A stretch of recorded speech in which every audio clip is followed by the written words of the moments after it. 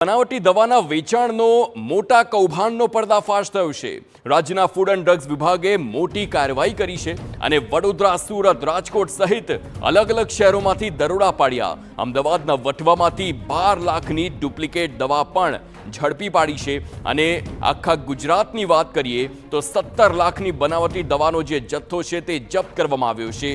આ સૌથી મોટું કૌભાંડ કહી શકાય।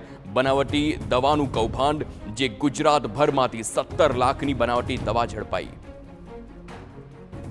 ઉદાહરણ કહીએ તો અમદાવાદ ખાતે અરુણસિંહ અમેરા કે જે વટવામાં રહે છે અને શ્રી નિલેશ ઠક્કર કે જે અમરાડીમાં રહે છે, તેઓના ઘરે કોઈપણ જાતના લાયસન્સ વગર બિલે અન્ય રાજ્યોમાંથી આ બનાવટી દવાનો મોટો જથ્થો સંગ્રહ કરેલો હતો।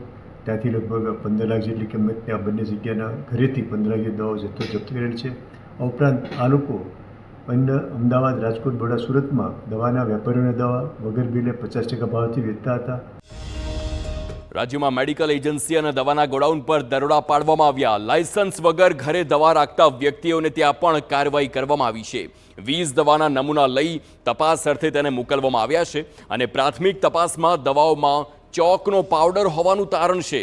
આરોપીઓ અન્ય રાજ્યમાંથી દવા ખરીદી તે સસ્તામાં વેચાણ કરતા હતા। આરોપીઓ બિલ વગર 50% કિંમતમાં દવાનું વેચાણ કરતા હતા અને હવે વધુ કાર્યવાહી શરૂ કરવામાં આવી છે।